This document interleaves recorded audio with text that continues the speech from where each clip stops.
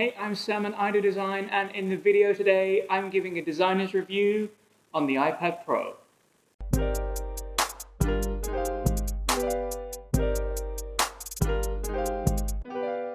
I've had the new iPad Pro 12.9 inch with Apple Pencil now for exactly 1 week, and let me tell you guys that I am absolutely in love with it. There are a few things that I would change about it that I will get into a little bit later on, but first things that I've noticed this week is it is leaps and bounds over the 10.5 inch iPad Pro that I was using last time. The whole kit that I bought was the 256GB iPad Pro 12.9 inch. I bought the smart Folio case, and I also bought, of course, the Apple Pencil as well.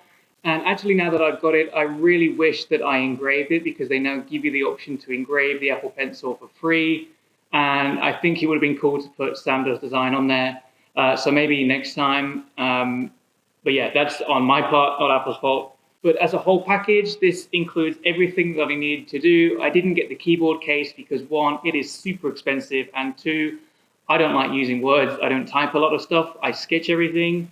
So having this kit is perfect for exactly what I want to do. As an industrial designer, this iPad Pro is an absolute powerhouse for sketching and coming up with concepts, and really the conceptual design stage, which I do a lot of at work and a lot of in my own time as well. People have been asking me if they could upgrade to the iPad Pro to replace their computer while they're at uni as a design student, and straight off the bat, no, you can't, because the iPad Pro can't do all of the CAD software that you need at university, like SolidWorks or Rhino and things like that. So first off, keep your computer, don't replace it with the iPad Pro, because you won't be able to do everything you need to be able to do. What the iPad Pro is great at is loose, conceptual. You can kind of do some 3D work in here, but not crazy amounts. But definitely don't get rid of your computer just yet. So the main benefits of this iPad Pro compared to my last one is obviously the screen size. This thing is absolutely huge, but actually if you look at it, the footprint is perfect size. It's kind of the size of a sheet of paper, so I can walk around and use it and sketch on it and things like this. But being able to sketch on something with a screen that big it's absolutely a game changer for me.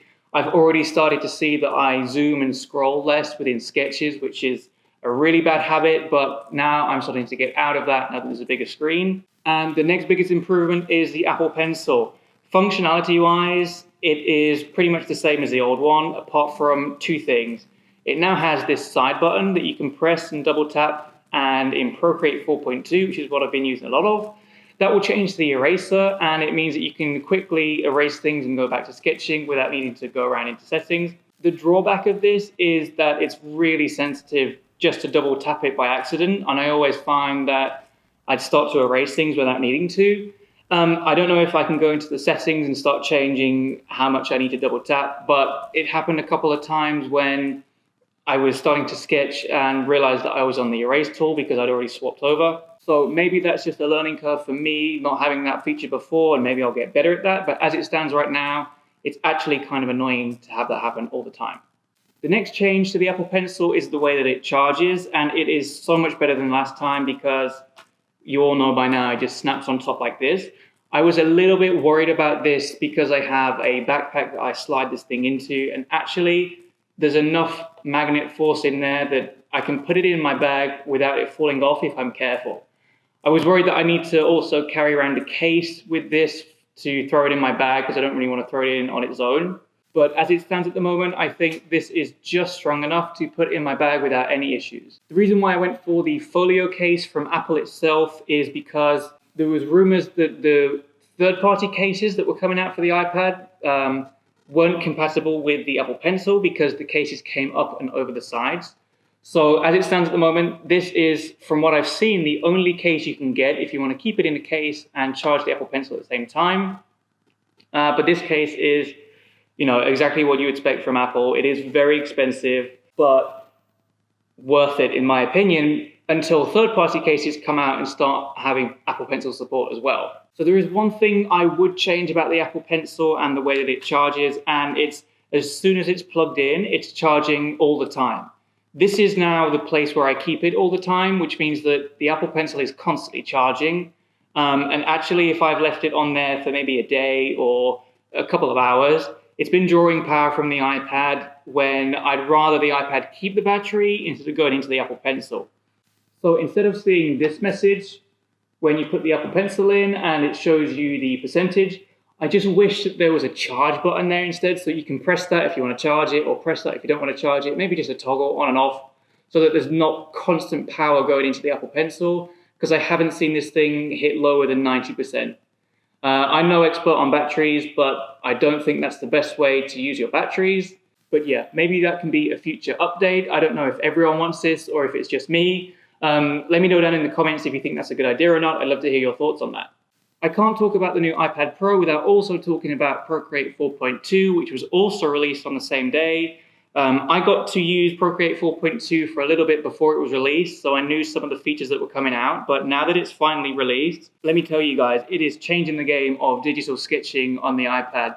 This new release with all its new features like the cropping, the clipping masks, and the quick shape all comes together in one app and means that I never have to leave Procreate to do my sketching anymore. The quick shapes that I've been using a lot of have been a lifesaver because I can go straight from a really rough sketch to a really tight and clean sketch, all within the same app. And it's just so natural to be able to use that. And paired with Procreate's user interface, which is so quick and intuitive as well, this app is absolutely huge now, but it's so easy to use still. I'm really excited to see some of the artwork that I can make with Procreate 4.2 in the future. So after using this thing for a week, I'm already questioning how I could cope with a 10.5-inch screen. And actually, I saw a 9.7-inch iPad screen a few days ago and put it up against this, and it was crazy how small that is in comparison.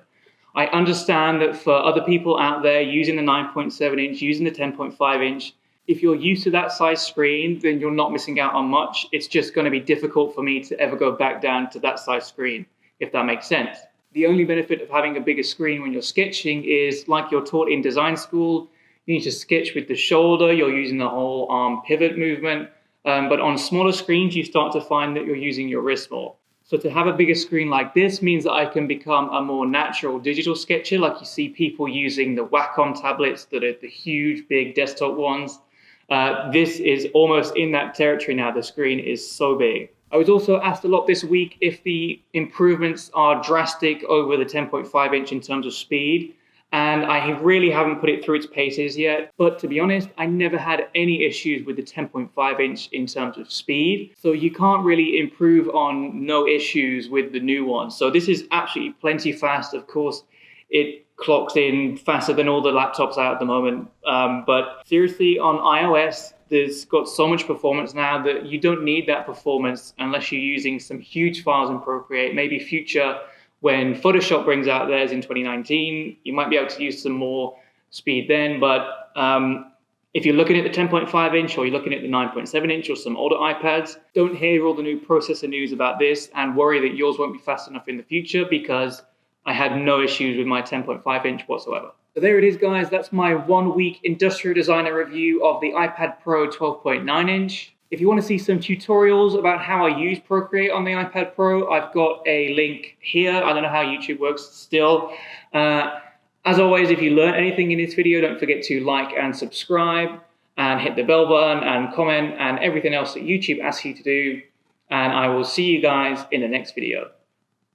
Bye. I've just realized that I've been speaking this whole time with the pencil in my hand.